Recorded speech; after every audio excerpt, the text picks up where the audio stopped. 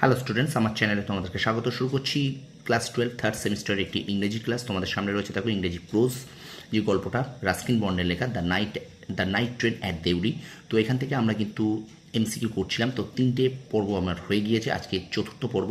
তো প্রথম থেকে শেষ পর্যন্ত ভিডিওটা দেখবে, একটু কিন্তু স্কিপ করবে না, ঠিক আছে? তোমরা যারা ভিডিও দেখছো, যারা তোমরা একটু শেয়ার করে দিও বন্ধুদের মাঝে, একটু লাইক করো। আর যারা ক্লাস 12 থার্ড সেমিস্টার পড়ছো, তোমাদের জন্য কিন্তু ইতিহাস, রাষ্ট্রবিজ্ঞান, ইংরেজি এবং বাংলার ক্লাস আমি তোমাদের ক্লাস 12-এর থার্ড সেমিস্টার নিচ্ছি। তো সুতরাং তোমরা প্লিজ একটু সাবস্ক্রাইব করে রেখো আমার চ্যানেলটাকে।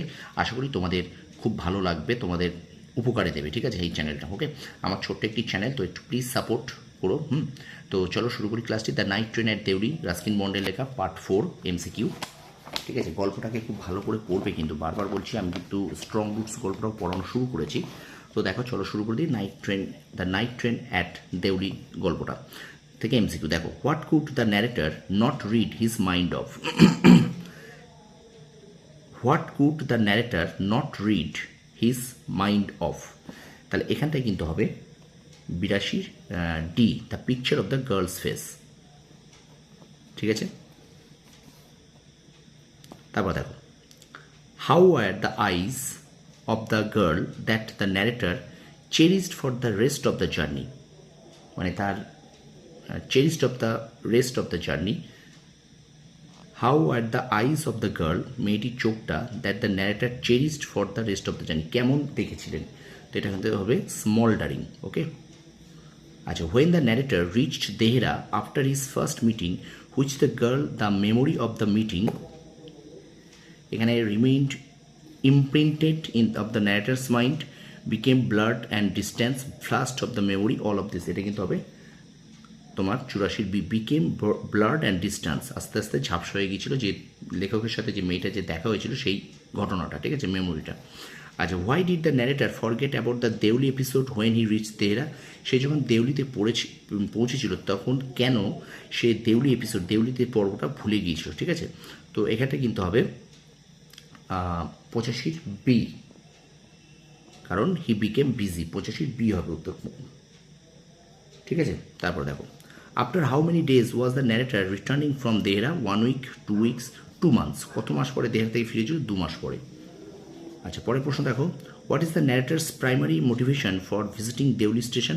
প্রাথমিক তার লক্ষ্যটা কী ছিল দেউলি স্টেশনে যাওয়ার? এটা কিন্তু হবে 87 C, he hopes to encounter of the young girl again, যাতে মেয়েটির সঙ্গে, যুবতী মেয়েটির সাথে আবার দেখা হয়।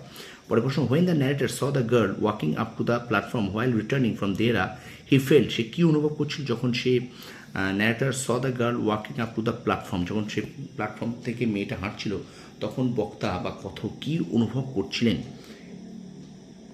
এটা কিন্তু উত্তর হবে এ, অ্যান আনএক্সপেক্টেড থ্রিল, একটা অপ্রত্যাশিত উত্তেজনা। ঠিক আছে, আচ্ছা, when the narrator saw the girl for the second time, যখন বক্তা মেয়েটাকে দ্বিতীয়বার দেখেছিল, তখন কি মনে হয়েছিল? এটা কিন্তু 89 সি হবে। দেখো, কারণ স্প্রাং অফ দ্য ফুটবোট, সেই পাদানিতে নেমেছেন ওয়েব টুয়ার এবং তার কাছে গিয়েছিল। ঠিক আছে, তারপরে when the narrator saw the girl for the second time, he jumped of the, কোথায় লাফিয়েছিল? ফুটবোট লাফিয়েছিল। When the girl saw the narrator waving, she এখানটায় smiled. The narrator was pleased to see the girl. এটা হবে remembered him, তাকে মনে করে রেখেছিল তাই। আচ্ছা, the narrator considers his second meeting with the girl as the meeting of, যেন মনে হচ্ছিল পুরনো বন্ধুদের সাক্ষাতে যেমন হয়, দ্বিতীয় সাক্ষাৎটা কিন্তু তেমনই ছিল। ঠিক আছে, স্টুডেন্টস একটু ভিডিওটা শেয়ার করে দেবে, একটুখানি শেয়ার করে দাও তোমার বন্ধুদের মাঝে। ঠিক আছে, চলো আমরা চলে যাই পরের প্রশ্নে। On seeing the narrator, the girl came straight to the, বক্তাকে দেখে মেয়েটা কোথায় চলে এসেছিল? মেয়েটা কিন্তু সোজাসুজি চলে এসেছিল, এখানে নিতে হবে 94 বি, টি স্টলে, সেই চার দোকানে।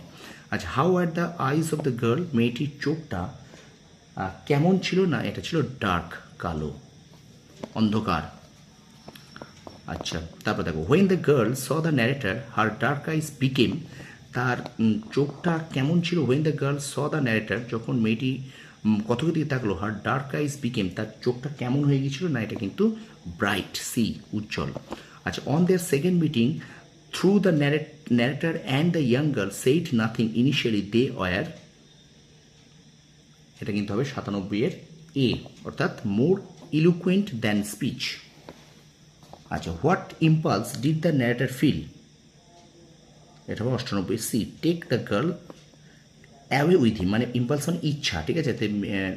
বক্তার যে ইচ্ছাটা কী ছিল মেয়েটিকে নিয়ে যাওয়ার জন্য, they take the girl away with him, মেয়েটাকে তার সঙ্গে নিয়ে যাবে তাই। আচ্ছা, the narrator could not bear the thought of, কী সহ্য করতে পারবে না, যে এইটাই যে 99 এখানে কিন্তু হবে বি, অর্থাৎ getting separated from the girl, মানে মেয়েটি থেকে আলাদা হয়ে যাবে, এটা সহ্য করতে পারবে না, এইটা হবে। আচ্ছা, what did the narrator take from the girl's hand and put down on the ground,